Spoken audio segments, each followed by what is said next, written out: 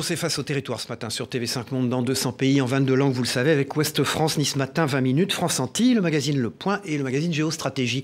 Mon invité, c'est Jean-Marc Ayrault, l'ancien Premier ministre et ministre des Affaires étrangères. Les deux, bonjour, merci d'être avec nous, Jean-Marc Ayrault. Toute petite question personnelle. Vous avez quitté Matignon dans les conditions qu'on connaît. Vous étiez le dernier Premier ministre de la gauche plurielle. Vous vous attendiez pas d'ailleurs, je crois, à quitter Matignon à ce moment-là. Vous avez endossé souvent des responsabilités dont vous n'aviez pas forcément la paternité. Comment faites-vous pour ne jamais avoir d'amertume? Quand on vous parle, on a l'impression que vous n'avez aucune amertume. C'est rare Je crois que quand on a de l'amertume, on vit mal, en fait, on est malheureux. Donc c'est d'ailleurs un conseil que m'avait donné Michel Rocard. Juste après mon départ de Matignon, avec ma femme, on est parti 3 semaines en voyage pour couper. Et au retour, j'avais une lettre de Michel Rocard qui m'invitait à déjeuner. Et qui m'a dit, je sais ce que tu ressens, ça doit être difficile, j'ai vécu la même chose, mais surtout, ne ressasse pas, ne rumine pas, tu en seras malheureux, pense à te projeter. Puis finalement, bon, j'ai pu faire d'autres choses. Je suis revenu à l'Assemblée nationale, je suis devenu ministre des Affaires étrangères. Aujourd'hui, je suis retiré de la vie politique active, même si évidemment je m'y intéresse. Et je suis président de 2 fondations, la Fondation pour la mémoire de l'esclavage et la Fondation Jean Jaurès. On va en parler comme bénévole, bien sûr, et ça me passionne. De cette émission, Jean-Marc Ayrault qui va commenter l'actualité avec nous, elle est très internationale. Vous le savez, malheureusement, quelquefois. Voilà, tout de suite Stéphane Vernet de Ouest France sur ce plateau. Bonjour Stéphane Vernet, vous dirigez la rédaction de Ouest France à Paris. Vous êtes rédacteur en chef délégué de ce titre, premier quotidien francophone du monde. Bonjour Cyril, bonjour Monsieur le Premier ministre. Bonjour. Alors, vous n'êtes plus Premier ministre, Jean-Marc Ayrault, mais vous êtes doublement président, on vient de le dire, de la Fondation pour la mémoire de l'esclavage et la Fondation de Jean Jaurès. Ces 2 fondations sont des postes d'observation privilégiés sur la société. Depuis ces 2 postes vigis, que voyez-vous de la France d'aujourd'hui? Je vois une France inquiète, une France qui parfois est en colère, et puis une France qui attend aussi des perspectives politiques, parce que la France est un pays très politique, vous savez, avec une conscience aiguë des questions, mais souvent une déception, et avec des risques. Et le risque, c'est dans le vide politique, notamment à gauche, mais aussi à droite, la droite républicaine, le macronisme en difficulté, c'est la montée des extrêmes et la montée de l'extrême droite, qui diffuse peu à peu son idéologie, relayée ici ou là. Et je crois qu'il ne faut pas baisser les bras, parce que les Français attendent quelque chose et qui leur donne envie de voir l'avenir avec confiance. Cette montée de l'extrême droite, vous êtes en train de nous dire qu'elle n'est pas inéluctable. Quel est son moteur, son principal carburant pour vous? Je pense qu'il y a une déception, je crois, assez profonde par rapport à la capacité des politiques à agir sur le cours des choses. Et le sentiment qu'au fond, tout ce qu'on leur a dit pendant des années, ça ne marche pas. C'est inefficace. C'est inefficace. Et qu'ils peuvent être tentés par essayer autre chose. Mais ce n'est pas inéluctable. Mais il n'y a pas que ça. Il n'y a pas que ça, non. Mais ça compte beaucoup, je crois. Parce que les Français, je vous l'ai dit, c'est un peuple politique, attaché à des valeurs, à des principes. Alors moi, une chose qui me frappe, c'est qu'il y a à la fois un besoin d'autorité, un besoin de repères, un besoin de règles, mais il y a aussi un besoin de justice, d'égalité, parce que les mouvements des agriculteurs, moi j'en retiens que c'est les plus modestes des agriculteurs qui souffrent et auxquels on n'a pas encore apporté vraiment de réponse. Les gilets jaunes, c'était aussi une colère sociale. Donc il y a tout ça qui... La France est un pays qui est marqué par son histoire et son identité politique, elle est construite autour des principes de la Révolution française, de l'égalité et de la justice et de la fraternité. Donc c'est ça qui manque au projet politique d'aujourd'hui. Est-ce que vous percevez aussi une montée du racisme et du populisme? Oui, je crois. Vraiment, vous savez... De manière très nette ces dernières années. Il y avait une chose qui me frappe, c'est la préparation des Jeux Olympiques. Aya Kamanoura, qu'on ne voudrait pas voir chanter. Vous l'appréciez, vous, à titre personnel? Oui, enfin, j'aime bien son style. Maintenant, je ne sais pas forcément la première chanteuse que je choisirais, mais ce n'est pas le sujet. Le sujet, c'est que derrière, c'est complètement raciste. Et ça me rappelle quelque chose. Lorsque j'étais député, avec Christiane Taubira, on avait fait voter cette loi où la France reconnaissait que l'esclavage était un crime contre l'humanité. Je ne sais pas si on serait capable de le voter à l'unanimité comme à l'époque. Et c'est comme en 1989, c'était le bicentenaire de la Révolution française. Il y avait ce défilé sur les Champs-Élysées, il y avait Jessie Norman qui a chanté la Marseillaise, on trouvait ça formidable, et aujourd'hui, c'est le contraire. Donc il y a de quoi s'inquiéter. On parle beaucoup aussi d'une flambée d'antisémitisme dans notre pays, qui est liée au conflit à Gaza depuis le 7 octobre. Vous avez vu ce qui s'est passé à Sciences Po c'est la semaine dernière. Le Premier ministre a utilisé une expression singulière en disant que le poisson pourrit toujours par la la tête. Comment vous l'interprétez? Quel est votre regard sur cette situation? Moi, je pense qu'il faut aussi être très, très clair, parce qu'il y a une montée de l'antisémitisme qui ne date pas d'aujourd'hui, qui s'inscrit dans une histoire longue. Ça, c'est pas nouveau. Mais qui est accentuée parce qu'évidemment, la dimension des questions d'aujourd'hui, notamment au Moyen-Orient. Mais je pense qu'il y a aussi besoin de garder son calme, son sang-froid. Vous voyez, par exemple, une enquête ça a été exagéré autour de... Je ne sais pas. Une enquête judiciaire a été demandée pour ce qui s'est passé. Une enquête administrative aussi. Et judiciaire. Et ça, je pense qu'une plainte a été déposée. Donc je crois que c'est une bonne chose qu'on y voit clair. Et en tout cas, il faut préserver l'université, des lieux de débat, de recherche. Et il faut plus de sérénité. Alors justement, la notion de le poisson qui pourrit par la tête, c'est quoi? C'est le wokisme qui est en ligne de mire? Oui, mais là, c'est pareil. Le wokisme, on va le mettre à toutes les sauces. Il ne faudrait pas que le wokisme, que je ne partage pas, se traduise par une absence de lucidité sur les questions de discrimination, de racisme, d'inégalité. Parce que ça peut être aussi un prétexte pour ne pas les traiter. Le CETA, peut-être une question oui, dernière question, alors ce qui n'a rien à voir, mais vous savez que ce matin, les sénateurs se penchent sur la ratification du CETA, 8 ans après son entrée en vigueur. Voilà. Quel est l'objectif? À quoi ça sert? Est-ce qu'on veut tuer l'agriculture française? C'est l'accord. Moi, personnellement, je ne le voterai pas. L'accord sur le libre-échange pour les téléspectateurs. Si j'étais sénateur, puisque c'est les sénateurs qui vont voter, je ne le voterai pas. Je pense que d'ailleurs, ce sera le cas de la gauche, peut-être une partie de la droite. Parce que après la crise agricole, si on ne comprend pas qu'il faut de nouvelles règles du jeu, plus équitables, plus protectrices de nos intérêts, mais aussi de l'environnement, de la qualité et matière de santé sur les produits agricoles, c'est qu'on fait vraiment fausse route. On va, Monsieur le Premier ministre, c'est Jean-Marc Ayrault qui est notre invité ce matin dans Face au Territoire. Écoutez, regardez l'éditorialiste et dessinateur de Ouest France, Chonu, qui a une question à vous poser sous forme de dessin. C'est la tradition de cette émission. Jean-Marc Ayrault, Monsieur le Premier ministre, bonjour. François Hollande est connu pour son scooter et vous pour votre combi Volkswagen qu'il va vous falloir bientôt customiser et repeindre en kaki à la demande du président de la République. Voici ma question. Avant d'envoyer des troupes en Ukraine, ne faudrait-il pas mener sur le territoire national une guerre sans merci contre le narco-banditisme qui profite de notre état de droit, gangrène les quartiers et menace notre République? Évidemment qu'il faut mener ce combat qui est en train de gangréner un certain nombre de quartiers, de casser la cohésion sociale dans les quartiers. Bon, ça ne sera pas par des coups de menton et par des opérations de com. C'est un travail de longue haleine, mais il faut le mener avec une très très grande détermination. Le trafic de drogue, c'est devenu une industrie et est devenu un commerce qui est extrêmement florissant. Et, alors il y a bien sûr des trafiquants, mais il y a aussi des consommateurs. Ça nous interpelle tous. La une de Ouest France, Stéphane Vernet, peut-être. C'est sur la loi Bien vieillir qui ne fait pas l'unanimité, qui ne donne pas satisfaction par rapport à la problématique du grand âge. Oui. Merci Stéphane Vernet, directeur de la rédaction de Ouest France à Paris et rédacteur en chef délégué du Titre. Merci. Dans un instant, sur ce plateau, Denis Caro, qui est en duplex de Nice. Merci Stéphane Vernet. Bonjour Denis Caro, il fait beau, vous nous l'avez dit tout à l'heure, vous êtes en duplex de Nice et vous avez une question sur les enjeux prochains des élections européennes pour Jean-Marc Ayrault, notre invité.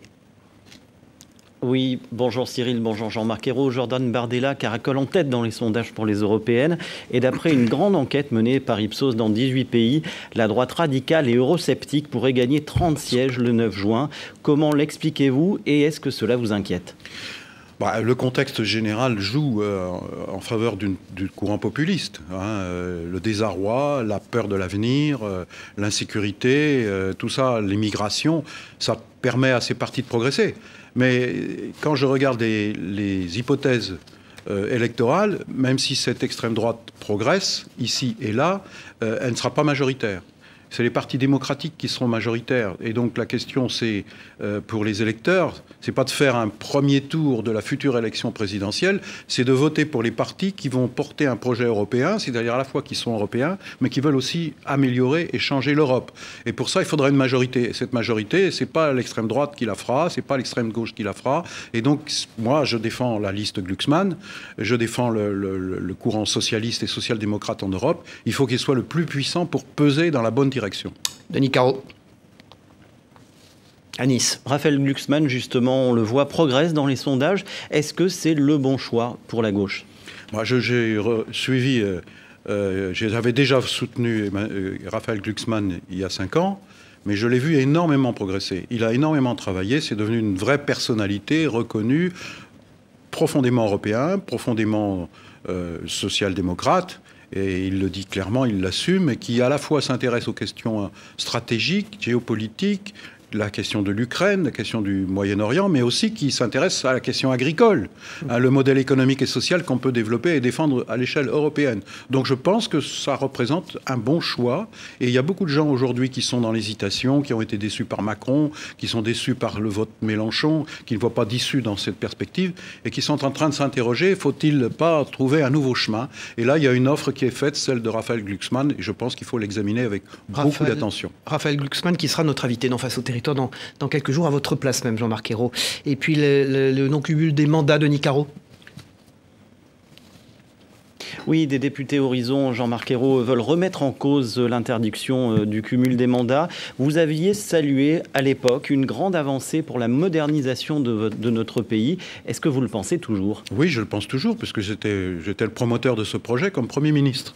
J'étais Premier ministre et cette loi a été adoptée par le Parlement et qui a été considérée par une très grande majorité française comme un progrès démocratique. Pas seulement moi. Moi-même, j'ai été cumulard, j'ai été député-maire pendant longtemps, mais j'ai mesuré aussi combien il fallait faire respirer la démocratie. Alors on nous dit aujourd'hui il faut revenir au cumul parce que ça permet d'avoir des élus enracinés. Mais ça, c'est un peu se moquer du monde parce que, en fait, on peut cumuler encore aujourd'hui. On peut cumuler un mandat de député ou de sénateur avec un mandat de conseiller municipal, de conseiller départemental et de conseiller régional, donc enraciné sur le terrain, connaissant les dossiers. Et donc ça ne veut pas dire qu'il faut être forcément patron de l'exécutif. Et donc là, il y a un peu une petite astuce, et je pense qu'il faudrait revenir à l'essentiel. Si on revenait sur le non-cumul, ça serait un recul, une régression. J'espère qu'heureusement qu'il n'y aura pas de majorité pour voter ça. Denis Carreau, la une de Nice matin, ce matin. La une de Nice matin, une rencontre lecteur avec le patron du Tour de France à J-100 avant le départ du Tour de France. Et pour la première fois, une arrivée à Nice le 21 juillet. L'arrivée du Tour de France qui ne se fera pas à Paris. Ça va se fêter ça, hein, sans doute. J'imagine que ça va créer à Nice beaucoup d'enthousiasme. Beaucoup d'enthousiasme et une grande fête en perspective. Merci Denis Carreau. Vous dirigez les rédactions du groupe Nice Matin, c'est-à-dire Var Matin également et Monaco Matin. Merci à vous, vous étiez en direct et en duplex de Nice. On va partir pour Fort-de-France en Martinique. Monsieur le Premier ministre Jean-Marc Ayrault qui est notre invité ce matin dans Face au territoire. C'est Cyril Boutier qui est directeur éditorial de France Antilles, notre partenaire, qui a une question à vous poser depuis Fort-de-France. On l'écoute. Bonjour Jean-Marc Ayrault, vous êtes un connaisseur de la région Caraïbe, notamment à travers la Fondation pour la mémoire de l'esclavage que vous présidez. J'aimerais vous interroger sur la situation chaotique que vit Haïti depuis des mois, pour ne pas dire des années. Pour vous, comment est-il possible de se sortir de l'ornière politique dans laquelle est le pays et surtout de la violence effrayante que vivent les Haïtiens depuis ces dernières semaines face aux gangs notamment ? Pays francophone d'ailleurs. Je suis avec la Fondation pour la mémoire de l'esclavage très attentivement cette situation. Vous savez que l'année prochaine, ça sera le 200e anniversaire de la signature de l'ordonnance royale de Charles X qui a imposé à Haïti une dette considérable de 100 milliards de francs de l'époque. C'était que les Haïtiens, les paysans haïtiens qui avaient conquis leur liberté et leur indépendance ont remboursé jusque dans les années 1950. Et donc c'est une vraie pénalisation pour ce pays. Je suis sûr que ça joue encore. Comment en sortir aujourd'hui? Et donc aujourd'hui, quand je vous dis qu'on suit de très près, nous avons dans notre conseil d'administration Yannick Lahens, qui est une écrivaine très renommée et très courageuse et qui continue de vivre dans son pays, et en particulier à Port-au-Prince. Elle nous tient au courant, évidemment, et elle appelle au secours, comme tous les Haïtiens, et qui aujourd'hui, ce sont les gangs qui ont pris le pouvoir. Donc on ne peut pas laisser faire ça, on peut pas laisser. Il n'y a plus d'État, il n'y a plus rien. Donc c'est un pays qui va à la dérive. Il faut passer quoi, par l'ONU? Il faut une intervention internationale pour permettre de rétablir l'ordre public et puis en même temps permettre à la démocratie de s'exprimer, puisqu'il y a depuis très longtemps il n'y a pas eu d'élection, il n'y a pas de gouvernants, il n'y a pas de parlement, plus rien ne se réunit. Et puis ce que dit Yannick Lahens, c'est que dans la société civile haïtienne, il y a énormément de potentiel. Il n'y a pas que les gangs, il y a aussi cette population extrêmement résiliente et courageuse, pleine de projets et qui attend ce message, qui attend cette intervention. Une proximité avec nous. Et puis, s'agissant de la France, parce que la France a une certaine dette morale, en quelque sorte, par rapport à toute cette histoire, je pense que la France est trop silencieuse. Il faut qu'elle participe à une initiative qui est avec les Américains, qui ont aussi leur part de responsabilité, qui ont occupé pendant longtemps Haïti, et puis, évidemment, les pays de la région, hein, la Caraïbe, qui déjà est impliquée, et qu'il faut vraiment mettre autour de la table pour avancer et trouver une solution. C'est Jean-Marc Ayrault, l'ancien Premier ministre et ancien ministre des Affaires étrangères, qui est l'invité de Face au territoire ce matin. Dans un instant, Armel Le Goff, de la rédaction du Point sur ce plateau. Bonjour Armel Le Goff, les questions internationales aussi avec vous, et la guerre en Ukraine évidemment. Oui, avec des difficultés pour les troupes ukrainiennes, notamment dans le Donbass. On constate aussi des dissensions au sein du pouvoir. Est-ce que pour la coalition et la communauté internationale, il est urgent d'agir et d'agir plus fermement ? Il faut être ferme et clair, déterminé, ça c'est sûr, mais il faut être concret. Parce que l'appel au secours de l'Ukraine, c'est pas du verbe. C'est le Premier ministre polonais, M. Tusk, qui a trouvé les mots, à mon avis, à travers une formule. La solidarité ukrainienne, c'est moins de mots et plus d'obus. Et ça, c'est concret. Des armements, des avions, compromet, puis qui ne viennent pas sur le terrain. Donc je pense qu'il faut que les Européens, les Américains, mais les Européens d'abord, pas seulement la France, et s'il y a un sommet à Bruxelles, il faut qu'il en sorte quelque chose. Alors justement, le soutien américain, qui est le plus important depuis le début de l'invasion russe en Ukraine, est bloqué aujourd'hui au Congrès. Comment ça se fait ? Qu'est-ce que les Européens doivent venir, eux, du coup, plus fermement et plus en soutien de l'Ukraine ? Il y a une prise de conscience européenne, de toute façon, qu'ils ont leur sécurité à assurer davantage.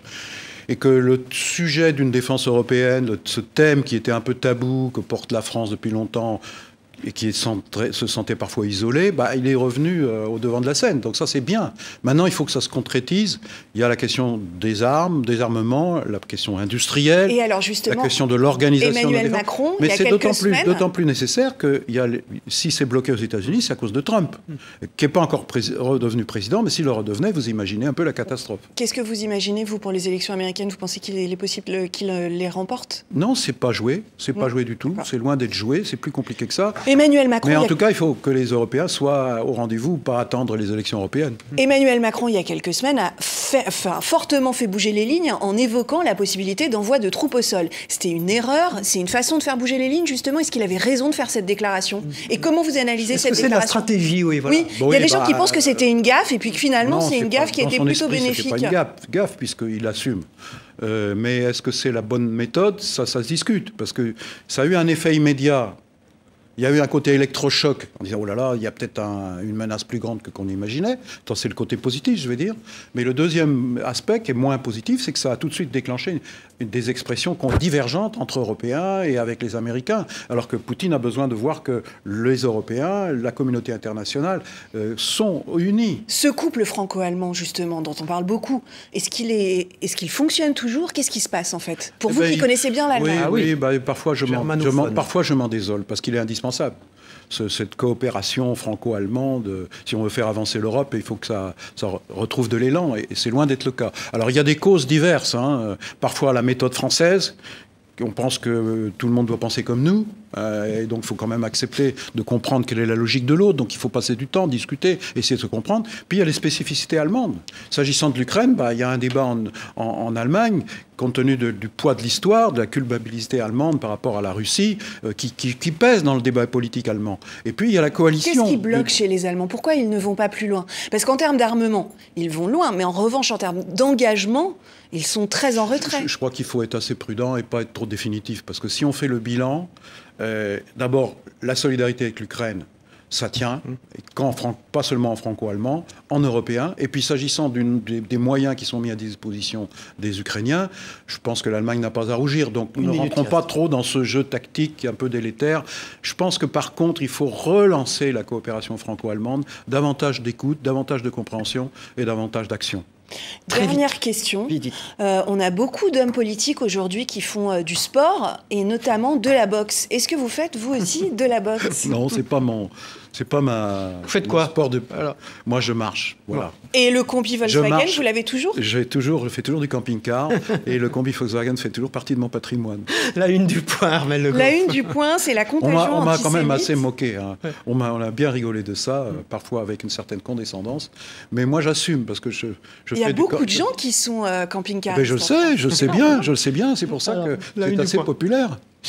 La une du point, c'est la contagion antisémite et notamment on revient sur les événements qui se sont produits à Sciences Po Paris la semaine passée. Armelle Le Goff qui dirige de manière ferme et définitive la rédaction du point. La directrice adjointe, merci Armelle Le Goff. Dans un instant, Floréal Hernandez de 20 minutes sur ce plateau, notre partenaire. Voilà, 20 minutes qui est... donc une joint venture, comme on dit, entre la Voix du Nord et Ouest France. Un gros procès. Bonjour Floréal Hernandez. Bonjour. Bonjour Jean-Marc Ayrault. Dans 2 récents sondages en janvier et en février 2024, François Hollande apparaît comme l'homme politique de gauche préféré des Français. On parle d'arrivée de rockstar quand il va dans les universités faire des conférences. On parle des nombreux selfies qu'il peut faire. Comment vous expliquez ce retour en grâce de François Hollande ? Est-ce que vous allez en profiter d'ailleurs, tant qu'à faire, vous étiez son premier ministre? Non, mais moi je vais aussi, alors moins que lui, qui va beaucoup dans les amphis, mais à chaque fois que je vais dans un amphi ou devant des classes, des élèves, c'est toujours un accueil extrêmement chaleureux, passionnant et toujours enthousiaste. Et ça m'arrive aussi de faire aussi des selfies. Bon, faut pas en tirer des conclusions que tout d'un coup, le paysage politique s'est dégagé, qu'on va vous demander de revenir. Vous allez être candidat à l'élection présidentielle. Il faut faire la part des choses, mais ce que je veux dire aussi, c'est qu'avec le temps, avec le recul, les citoyens font le tri entre ce qui a marché et ce qui n'a pas marché. Moi, je préside aujourd'hui la Fondation Jean Jaurès, comme on l'a rappelé tout à l'heure. Nous avons fait, nous, un bilan du quinquennat François Hollande sur la totalité de sa durée. Et effectivement, je vous invite d'ailleurs à aller sur le site internet de la Fondation et vous verrez ce bilan qui est très intéressant. Il y a des zones d'ombre, il y a des critiques, il y a même parfois sévères, mais il y a aussi des choses positives qui ont marché. Donc avec le temps, je dirais qu'en comparaison, on se dit que c'était pas si nul que ça. D'accord. Donc ce que lui dit, c'est que pour ce jeune public, il y avait le Père Noël et François Hollande, c'était les 2 personnes connues puisqu'il était président de la République. Quand on a été président de la République comme il l'a été, tout le monde connaît le président de la République. Oui. Et donc ça, c'est une chose qui demeure. Moi, moins comme Premier ministre, mais je le vois malgré tout, quand vous êtes Premier ministre, on vous voit à la télé, on vous voit dans les journaux, partout. Donc on me reconnaît encore dans la rue. Donc peut-être moins les enfants, parce qu'ils n'étaient pas forcément nés à ce moment-là. Mais le temps passe. Mais je crois qu'il faut... je dirais ce que j'en pense, c'est que cette notoriété, il ne faut pas la mettre au service de soi-même ou d'une ambition, évidemment, qu'on pourrait imaginer relancer, mais plutôt au service du pays en termes retour d'expérience, de voir comment on voit les choses. Aujourd'hui, et donner notre regard. Aujourd'hui, on constate par contre un creux générationnel au Parti socialiste, puisque si on pense à des personnalités connues, ça va être vous, ça va être François Hollande, ça va être Manuel Valls ou Ségolène Royal. Et aujourd'hui, difficile pour le grand public de citer quelqu'un du PS qui émerge. Oui, c'est vrai. Comment vous l'expliquez ?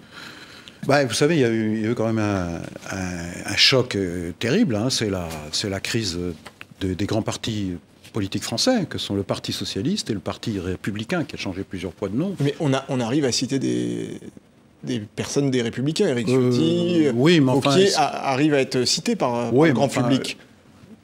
Par le grand public, je ne suis pas sûr. Hein. On les voit, mais eux-mêmes, ils n'incarnent pas vraiment un courant politique. Et ils ne donnent pas beaucoup d'espoir. Donc si c'est ça que vous voulez dire. Non, moi je pense que ce qui manque au Parti socialiste, ce que je trouve regrettable, c'est que depuis 2017, il n'ait pas été en mesure de présenter un programme alternatif, y compris un programme qui n'est pas à prendre ou à laisser avec le reste avec les autres forces de gauche, mais qui serait sa contribution. Ça n'a pas été fait. À partir du moment où ça n'a pas été fait, comment voulez-vous que des personnalités émergent si elles n'ont rien d'original à dire, sinon simplement de la tactique ou de la critique? Et alors, est-ce que le programme qui va être présenté pour les élections européennes vous satisfait ? Alors ce programme-là, pour une fois, il y a eu un travail de fond qui a été fait, avec un vote, et qui, je trouve, un programme qui a été d'abord adopté à l'unanimité, ce qui est une bonne chose, parce que souvent on retient la division. Et puis, il est incarné par une candidature qui est celle de Raphaël Glucksmann, que je trouve plutôt porteuse. La une de 20 minutes, Floréal Hernandez. Oui. Donc, il y a encore un peu d'espoir. Oui. On s'intéressait aux Jeux Olympiques et il est mignon, adorable. Oui, il est mignon, sauf qu'il n'aura pas le droit d'aller au stade s'il n'a pas payé son billet plein pot comme sa maman ou son papa. Mais ça ne va pas être résolu d'ici 4 mois. Eh ben, on verra. Je ne sais pas. Peut-être grâce à 20 minutes. Peut-être grâce à 20 alerte. Minutes. Floréal Hernandez, rédacteur en chef de 20 minutes. Voilà. Merci Floréal Hernandez. Dans un instant, Tom Benoît de Géostratégie sur ce plateau. C'est Jean-Marc Ayrault, notre invité ce matin. Bonjour Tom Benoît, Bonjour. Vous êtes le directeur de la rédaction de Géostratégie Magazine, une publication des éditions Lafon Presse. Absolument. Bonjour Monsieur le Premier ministre. Bonjour. Alors vous aviez dit en 2022, au début de la guerre en Ukraine, il faut parler, il faut s'adresser à Vladimir Poutine dans les yeux. Si vous aviez Vladimir Poutine les yeux dans les yeux aujourd'hui, que lui diriez-vous? D'abord, je l'ai eu droit dans les yeux. Vous êtes un des rares qui a été invité dans sa datcha. J'ai été reçu à l'occasion d'un voyage à Moscou, dans le cadre du partenariat franco-russe, avec le Premier ministre Medvedev. J'ai été reçu par Vladimir Poutine. Ouais. Et effectivement, il y avait le conseiller diplomatique, il y avait l'interprète et l'ambassadeur de France. Donc c'était vraiment tout petit comité. Ouais. Il n'y avait rien d'ostentatoire, mais c'était quand même extrêmement cash, voire assez brutal. Et si je vous en parle, c'est pas pour dire que j'étais à Moscou et que j'ai vu Poutine, c'est pour dire ce qu'il m'a dit. Il y avait un ordre du jour, on a commencé à le regarder, et puis d'un seul coup, il est passé à autre chose. En 2013 à peu près? C'était au 1er novembre 2013. Donc avant Euromaïdan. C'était avant une réunion importante entre l'Union européenne et l'Ukraine pour signer un accord d'association, de partenariat, de coopération. Et c'était son sujet. Il n'avait qu'un sujet dans la rencontre avec moi. Et il a été d'une très grande brutalité en me disant « Mais pourquoi vous voulez faire ça ? C'est une agression contre la Russie. » Et puis ça se termine après un échange où il essayait d'argumenter et rassurer. Je n'ai rien rassuré du tout. Il me dit en faisant ça sur la table « Ça ne sera pas signé. » Et ça n'a pas été signé, effectivement. Je vous posais cette question mais quelques jours après, il y a eu cette réunion a lieu. Le président en l'exercice, Yanukovych, proche de Poutine, refuse de signer. Et puis il y a la révolte de la place Maïdan, qui va durer des mois et des mois, avec une féroce répression. Avec et puis une cassure entre l'Union européenne et la Russie à ce moment-là, sur le plan économique également. Oui, non, mais après, ce qui se passe, c'est que Yanukovych, finalement, renonce et fuit en Russie. Un nouveau président, Porochenko, est élu. L'accord est signé. L'accord est signé en mars 2014. Mais qu'est-ce qui se passe juste après? C'est l'invasion de la Crimée. C'est-à-dire que ce que m'avait dit Poutine, où je n'avais pas encore imaginé ce qu'allait se passer, se passe. Et en fait, depuis 2014 jusqu'à aujourd'hui, il y a une continuité, une cohérence de Poutine qui est implacable et qui doit nous faire réfléchir très comme une menace réelle. Jean-Marc Ayrault, j'ai eu le privilège, moins diplomatique que vous, de rencontrer Volodymyr Zelensky en Ukraine. Nous avons échangé, j'ai échangé avec beaucoup d'Ukrainiennes et d'Ukrainiens qui m'ont dit en 2022, on ne comprend pas ce que veut Poutine. Et effectivement, aujourd'hui, selon vous, Jean-Marc Ayrault, Vladimir Poutine a dit dès le départ, nous ne voulons pas remettre en cause l'intégrité de l'Ukraine. Évidemment que chacun aura compris qu'il voulait remettre en cause l'intégrité de l'Ukraine. Qu'attend réellement de ce combat Vladimir Poutine? Je crois que Vladimir Poutine a dit, il ne faut jamais l'oublier, que la fin de l'Union soviétique est la plus grande catastrophe de l'histoire. Donc est-ce qu'on peut imaginer que Vladimir Poutine voudrait remettre l'Ukraine tout entière dans son giron? En tout cas, d'en faire un État satellite. Oui. Parce qu'il a dit, il a même nié la réalité. Plus aujourd'hui, ça n'est plus. Il a même nié lui-même l'identité et la réalité de la nation ukrainienne. Mettons qu'il ait eu cette idée, il a été contraint de se l'enlever de la tête aujourd'hui. La nation ukrainienne existe, elle a résisté. Bien sûr, et elle est soutenue par le monde entier. Et je pense qu'il y a plus que ça, c'est que chez Poutine, il y a la volonté de mettre en cause le modèle démocratique occidental, et en particulier celui qu'incarne l'Union européenne et ses valeurs. Et c'est pas un hasard s'il y a des cyberattaques, s'il y a de l'ingérence, s'il y a de la déstabilisation avec les médias, etc. Parce que c'est ce modèle-là que Poutine veut mettre en cause. Donc nous, quand nous défendons l'Ukraine et que nous sommes solidaires avec l'Ukraine, c'est aussi un certain modèle politique et démocratique et un modèle de société que nous devons défendre. Pour changer de sujet, Jean-Marc Ayrault, vous avez été donc le Premier ministre de François Hollande qui avait fait d'une de ses promesses de campagne la taxation, l'imposition à 75%. Ça a été mis en place, ça a effrayé beaucoup de milliardaires, naturellement, ça a été abandonné. Qu'est-ce que cela voulait dire? Est-ce que c'était une idée crédible, une bonne idée? Pourquoi l'avoir abandonnée? Est-ce que vous l'auriez toujours aujourd'hui? Compliqué à mettre en œuvre, mais ce que je pense, et c'est d'ailleurs la raison pour laquelle je l'avais proposé, mais j'ai quitté Matignon et ça ne s'est pas fait, c'est une réforme fiscale. Et avec une réforme fiscale qui permette une meilleure répartition de l'effort. Et c'est d'autant plus nécessaire aujourd'hui. J'ai envie de dire que le monde avance entre-temps et la France est isolée avec des mesures de cette ordre-là. Je ne parle pas de la taxe à 75%. Je parle d'une réforme fiscale plus globale. Et je pense que vous devriez faire référence au rapport de Jean Pisani-Ferry sur le financement de la transition énergétique qui a proposé à titre exceptionnel que les très très hauts revenus des plus riches français soient sollicités et qui permettrait une meilleure répartition pour financer cet effort. De l'impôt, encore de l'impôt, vous mettrez à bas le capitalisme. Est-ce qu'on est en train finalement d'arriver à un système qui n'est plus vraiment libéral dans des pays occidentaux comme l'Union européenne? Ce qui est sûr, c'est que si vous voulez réussir à relever les défis, on vient de parler de la défense, on peut parler de la transition énergétique. On ne crée pas de la richesse avec de l'imposition. Mais Non, mais ce qui est sûr, c'est qu'on a besoin de régulation publique et que le marché ne peut pas tout. Et si on laisse faire le marché, on va à la catastrophe. La une de Géostratégie Magazine, Tom Benoît. Alors, la une de Géostratégie Magazine, que se produirait-il si la France quittait l'euro? Plusieurs études sur le système Target 2. Déjà, il y aurait un rééquilibrage de la balance des paiements, puisque avec le système Target 2, on ne rééquilibre plus la balance des paiements entre la France, l'Italie, par exemple. C'est important, Jean-Marc Ayrault, de maîtriser l'économie quand on est Premier ministre.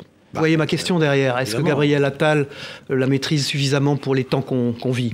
Bon, écoutez, moi, quand j'ai été nommé Premier ministre, la France était dans une situation financière extrêmement difficile. La dette explosait. Le déficit s'était creusé et la France était isolée, avec la menace d'une nouvelle crise de l'euro. On sortait de la crise de 2008, tous les pays européens mettaient en place des plans d'austérité, on était un peu coincés. On a demandé un effort aux Français pour essayer de redresser la situation. Ce qu'on a fait, même si ça nous a coûté, et ça m'a coûté politiquement. Et Gabriel Attal, il est très compétent pour le poste qu'il occupe aujourd'hui. Vous avez été à Matignon. Mais écoutez, je veux pas... Moi, j'ai un principe. Vous m'avez jamais entendu critiquer les anciens premiers ministres ou ceux qui m'ont succédé. C'est pas. Il paraît que vous déjeunez ensemble, les anciens premiers ministres d'ailleurs, qu'il y a un déjeuner régulier à Matignon, de courtoisie, de celui qui est en place. C'est vrai ? On peut effectivement rencontrer. J'ai parlé avec Elisabeth Borne, je l'ai rencontrée. Si Gabriel Attal m'invite, et je crois que ça sera le cas, je parlerai aussi avec lui. Mais c'est une parole libre que j'ai tout à fait l'intention de garder. C'est Jean-Marc Ayrault, notre invité, l'ancien Premier ministre, ce matin sur le plateau de Face au Territoire. Merci Tom Benoît, Géostratégie Magazine. Dans un instant, Demet Korkmaz de la rédaction internationale de TV5 Monde est sur ce plateau. Bonjour Demet Korkmaz, avec le projet de résolution à l'ONU hier, dans la nuit. C'est ce qu'on a appris il y a quelques heures. Plus de 5 mois après le début de la guerre à Gaza, les États-Unis annoncent avoir déposé un projet de résolution au Conseil de sécurité de l'ONU. Projet de résolution demandant un cessez-le-feu immédiat, c'est inédit, c'est la première fois, mais un cessez-le-feu en échange de la libération des otages détenus par le Hamas. Est-ce que là, il y a un changement de ton ou de doctrine de Washington? Mon sentiment, c'est une étape, parce qu'il y a eu une telle protestation à l'égard de ce qui se passe à Gaza, qui est un terrible drame humanitaire, victimes civiles de femmes, d'enfants. C'est des images qui sont bouleversantes et qui sont insupportables. Vous voulez dire que les Américains sont bloqués, là, ils ne peuvent plus faire autrement? L'opinion américaine aussi bouge. Les soutiens du président Biden bougent. Regardez le Parlement canadien qui s'est prononcé pour l'arrêt de vente d'armes à Israël. Donc, et en même temps, on ne peut pas rester sans rien faire. Mais en même temps, les Américains, s'ils déposent cette résolution au Conseil de sécurité pour demander un cessez-le-feu immédiat et la libération des otages, ça va dans le bon sens. Vous pensez que cette résolution a des chances d'être votée? Je crois que si elle est proposée, elle fera bouger les lignes. Et c'est fait pour ça, parce que justement, aujourd'hui, on assiste à quoi? Un blocage du Conseil de sécurité. Quand c'est pas la Chine qui bloque avec son droit de veto, c'est la Russie. Quand c'est pas la Russie, c'est les États-Unis. Donc il faut remettre un peu de fonctionnement dans son Conseil de sécurité qui a perdu sa crédibilité et qui met en cause, en quelque sorte, la crédibilité de la Joe Biden, dans le même temps, demande le déblocage de 14 milliards de dollars à destination d'Israël pour son effort de guerre. 14 milliards de dollars, c'est plus de 3 fois le budget habituel consacré à Israël.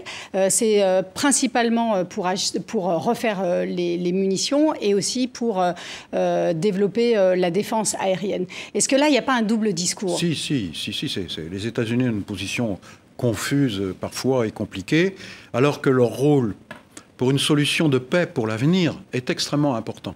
Moi, j'ai l'expérience d'avoir organisé à Paris la dernière conférence internationale pour relancer le processus de paix israélo-palestinien. C'était en juin 2016. Il y avait les pays arabes, il y avait les États-Unis, il y avait la Russie, il y avait la Chine, bien sûr toute l'Europe, le secrétaire général des Nations Unies, de la Ligue arabe et la haute représentante pour la sécurité et la paix en Europe. Et j'ai constaté qu'au fond, il y avait une sorte de retrait de la communauté internationale pour régler le problème palestinien. Et là, il est revenu en premier rang des questions qu'il faudra résoudre. Bien sûr, il y a ce qui s'est passé le 7 octobre qu'il ne faut surtout pas oublier, et notamment les otages. Et c'est normal de mettre la question des otages sur la table. Mais pour l'avenir, c'est pas avec Netanyahou et l'extrême droite israélienne et la poursuite. Justement, est-ce que ce ne sont pas les mêmes pays? Non, mais écoutez, je pense des qu'il faut États-Unis une avec Israël aujourd'hui pour les peuples palestiniens. Il faut une solution. Et solution, ça peut pas être avec le Hamas, mais ça pourra pas être non plus avec le gouvernement d'extrême droite d'Israël. Ça peut pas être la poursuite de la colonisation en Cisjordanie. Et pour ça, les Américains ont un rôle clé à jouer avec les pays arabes, et en particulier l'Arabie saoudite, et l'Union européenne. Et donc c'est maintenant qu'il faut préparer cette suite politique. Et les États-Unis sont attendus. Et vraiment, il faut vraiment que ça bouge. Le Canada, vous l'avez dit, a décidé de cesser ses livraisons d'armes. Alors c'est une contribution qui est modeste. Hein. C'est 1%. C'est une contribution modeste. Est-ce que néanmoins ce geste symbolique est important et il faut le faire? Je pense que c'est un geste qui a interpellé beaucoup de pays et notamment qui a eu un impact aux États-Unis. La France devrait faire de même? Oui, je ne suis pas sûr que la France soit un grand fournisseur d'armes. Non, mais d'un point de vue symbolique, est-ce que ce geste-là est important? Le geste politique compte. Le geste politique. Un geste politique qu'attendent aussi les pays du Sud. Et là, on voit bien que Gaza creuse la fracture. Bien sûr, vous savez, dans les pays du Sud, je pense par exemple le président de la République, Emmanuel Macron, va se rendre au Brésil. Il va rencontrer le président Lula. Le président Lula a eu des paroles malheureuses sur ce qui s'est passé en Israël le 7 octobre. Mais je pense, et à Gaza, mais je pense que le pays, c'était un président qui aussi incarne le Sud. Et qu'il faut l'écouter. Il faut écouter et il faut éviter ce qu'on appelle deux poids et deux mesures. Merci. Qui est souvent rappelé et qui doit être traité. Merci Demet Korkmaz, journaliste à la rédaction internationale de TV5 Monde. Jean-Marc Ayrault, la dette publique française fera-t-elle que la France sera un pays déclassé, une puissance déjà moyenne, encore moins puissante dans les années qui viennent? Est-ce que votre analyse, elle est optimiste ou elle est pessimiste? J'ai rappelé tout à l'heure que comme Premier ministre, j'ai travaillé... Vous avez entendu Bruno Le Maire, hein, oui, alors après, ces solutions sont discutables. Hein, sur la mise en cause du modèle français, le modèle social français, il faut faire très attention. J'ai lu aussi ce qu'il a dit à Berlin, devant le monde économique, qu'il y a des choses intéressantes et des choses qui le sont moins. Mais est-ce qu'il dit pas au fond quelque chose qu'il ne pouvait pas dire jusqu'à présent et qu'il dit maintenant? Alors, il y a eu la crise du Covid qui a fait qu'on s'est endetté, mais c'était nécessaire. Mais votre analyse sur ce que va devenir la France, est-ce qu'on peut rassurer les Français aujourd'hui? On peut rassurer les Français si on continue à jouer aussi la carte européenne. Parce que pour relever les défis de la transition énergétique, il faut beaucoup de moyens. Pour relever ceux d'une défense c'est l'Europe notre avenir plus radieux? On a un exemple d'actualité, là. C'est le Conseil européen de Bruxelles qui va pas porter sur l'Ukraine. Il y a l'utilisation des avoirs bloqués des Russes, c'est 200 milliards d'euros. Mais économiquement, Bruxelles est une solution? Ce qui est une solution, c'est par exemple, comme nous l'avons fait pour le plan de relance après la crise du Covid, un plan financé par l'emprunt européen. On pourrait parfaitement le faire aussi avec le financement et la contribution des avoirs russes. J'espère que ça sera décidé cet après-midi. Un plan à 100 milliards d'euros permettant de financer l'aide à l'Ukraine, mais aussi une défense européenne. Vous voyez, on a des solutions. Mais est-ce que les Français entendent ça du point de vue de leur quotidien, de leur pouvoir d'achat? La politique ont à dépenser pour vivre. La politique agricole commune. Là, on parle encore d'argent qu'on va donner, j'allais dire, à l'international. Non, on n'est pas à l'international. Pour résoudre un problème qui se pose à la France et qu'on peut résoudre solidairement à l'échelle de l'Europe. Et donc, dernière ça, c'est concret question, pour les Jean-Marc Français. Ayrault. Vous avez été le dernier Premier ministre de la gauche plurielle. Est-ce qu'il est impossible aujourd'hui d'envisager une gauche unie, pour ne pas dire plurielle, avec les positions de Jean-Luc Mélenchon et d'LFI? Est-ce que c'est impossible? Il faut que le Parti socialiste et les forces qui sont autour travaillent à un programme. Vous aviez vu arriver cette tendance dans la gauche? Il y a un besoin de clarté et un besoin de gauche, contrairement à ce qu'on peut dire ici et lire ici ou là, parce qu'on a un besoin de justice, on a un besoin de faire reculer les inégalités, les discriminations. C'est un problème pour la gauche, Jean-Luc Mélenchon? Moi, je ne veux pas polariser sur Jean-Luc Mélenchon. Je voudrais surtout me polariser sur le fait que les socialistes et la gauche des social-démocrates apportent une réponse en termes de programme et ils ne l'ont pas fait jusqu'à présent. Et c'est, à mon avis, la priorité pour répondre aux attentes des Français. Pas simplement des grandes phrases et des grands mots, mais du concret. Et dans les alliances électorales qui vont nécessairement arriver pour la présidentielle, qu'est-ce qui peut se passer? Je pense qu'une force politique comme le courant socialiste et social-démocrate, le socialisme républicain. On verra après les élections européennes en fonction du rapport de force qui se sera dégagé. Je pense qu'il faut non seulement affirmer un programme, mais il faut affirmer des initiatives politiques qui permettront de relancer sur de nouvelles bases l'alliance de toutes les forces de gauche et démocratiques. Parce que de toute façon, on ne réussira pas s'il n'y a pas une union et un rassemblement. Là, je me réfère à François Mitterrand. C'est ce qu'il a fait, et je pense que ça lui a permis de gagner en 1981. Alors une gauche unie, mais pas une gauche qui est alignée sur les positions les plus radicales. Jean-Marc Ayrault, ancien Premier ministre, ancien ministre des Affaires étrangères, était notre invité. Merci Jean-Marc Ayrault d'en Face au territoire ce matin. La semaine prochaine, jeudi prochain, à la même heure, c'est Prisca Thévenot, la porte-parole du gouvernement, qui sera notre invité. Merci et bonne journée. Les programmes continuent sur TV5 Monde. Au revoir à tous.